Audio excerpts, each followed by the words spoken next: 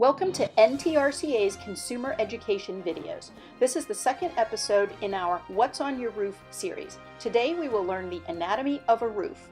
Your roof protects what is, for most homeowners, the largest single investment you will make in your lifetime.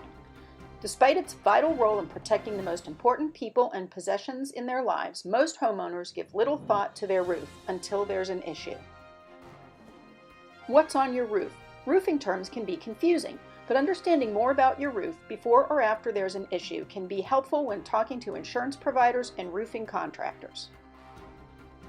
NTRCA provides a brief overview of the major components of a typical North Texas roof.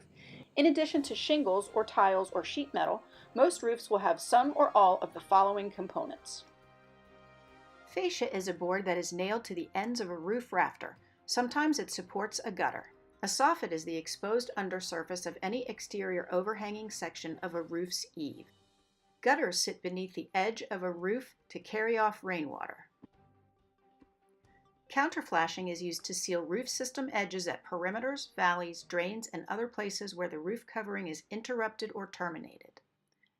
A valley is the point at which two slopes of a roof meet. A hip ridge is a covering applied over the ridge of a hip roof.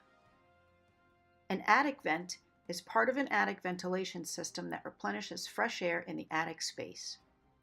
A vent stack is an opening designed to carry heat, air, water vapor, or other gas from inside the home out into the atmosphere. A ridge vent is a ventilator located at the ridge of a roof that allows warm and/or moist air to escape from the attic area. A chimney cap helps keep animals, rainwater, downdraft, and debris out of your chimney and helps stop sparks and embers from escaping the chimney. Want to learn more? Get more consumer tips and resources at ntrca.com.